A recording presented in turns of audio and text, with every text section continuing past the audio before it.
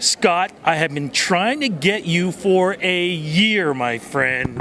I didn't know I was that hard to get. Yeah, well, you were. You're so busy with the launch, making one of the greatest shows that anybody's ever going to have and being able to launch great talent. So congratulations on that. But that's what I mean. I've been trying to get a hold of you so I can talk to you about it and be able to say what I just said. Congratulations on what you're doing for Canada. Well, thank you so much. I'm so proud of the fact that the show, the launch, is born in Canada. And CTV and Bell Media have been extraordinary partners.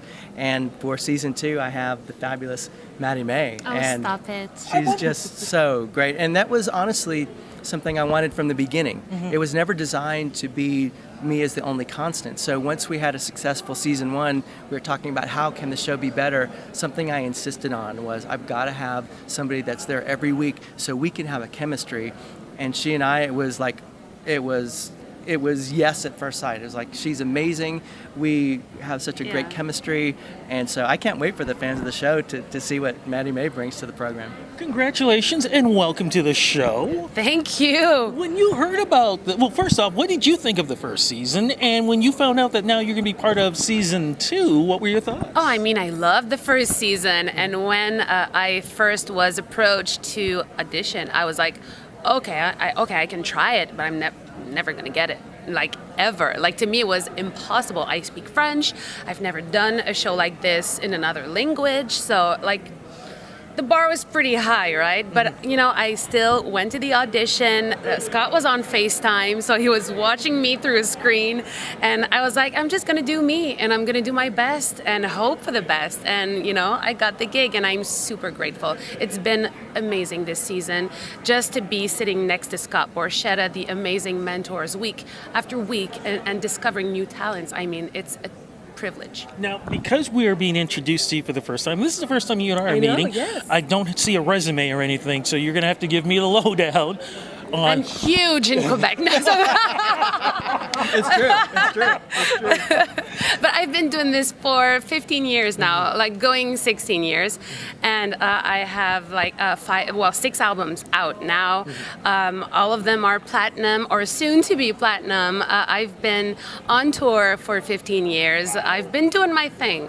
So now we are saying that Marie-Mai is English Canada's best kept secret, and we are going to make it a secret no more. No, and I love that because anybody who knows anything about Canadian music, when it comes to Quebec is almost like its own little world, and so many things are going on. So in a lot of ways, not only are we introducing people from across Canada, we're knocking down that door with you now. Oh, well, that's very sweet. Yeah, I've been singing in French for 16 years, so definitely being on the launch opened doors for me, and I'm writing right now songs in English, and we have many surprises to come, so hopefully it's the beginning of something great. Being here at the Scotiabank Arena, iHeartRadio Jingle Ball, does it make you feel good knowing the fact that there's an act that was on your show that is performing here tonight? Well, the fact that Elijah Wood's ex-Jamie Fine, our opening iHeart Jingle Ball, is the coolest thing ever. It's something that we hoped for last year. And so to see it realized this year and see a top 5 pop hit, platinum single, #1 at iTunes, it's really, if anything, it's proof of concept that the show does work, because we had so many successes. They were the biggest one, and they're kicking off the biggest show of the season. I'm curious, though, because I watched every episode. What were the celebrity mentors? What did they say about the show, and what did they say about the acts? Did it surprise them? Because I can almost bet that it did. Well, one of the things that you can never really prepare for is the emotional connection that you are going to get. And even Marie-Mai, she's like, oh my God, I was on the other side of this, and she's worked on other shows. But our show, we really spend quality time with each of these artists in a very different way, a very musical way.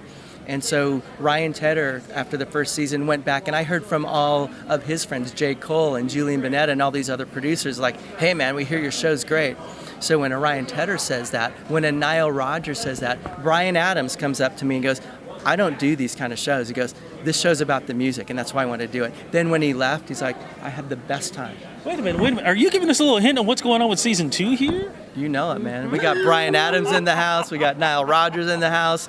We are coming. We are coming to play. I love this. But the thing is, I mean, you're supposed to be co-hosting this, but in a lot of ways, you could be a mentor also. Does that sort of sneak into? Really I'm a mentor, absolutely. And to me, there's nothing greater and that makes me more proud than to be a teacher about something that I love so much. And it's about songwriting and it's about studio. And every singers that we receive on the show are songwriters. Yeah. It's great, and they get the opportunity to sing, yes, a cover song, but an original as well. It's a great platform for songwriters. I think something that happens to every artist is they get a chance to really pull on all of their own life experience, which they don't always get to really share. And for somebody like Marie-Mai who loves to teach, it's something natural.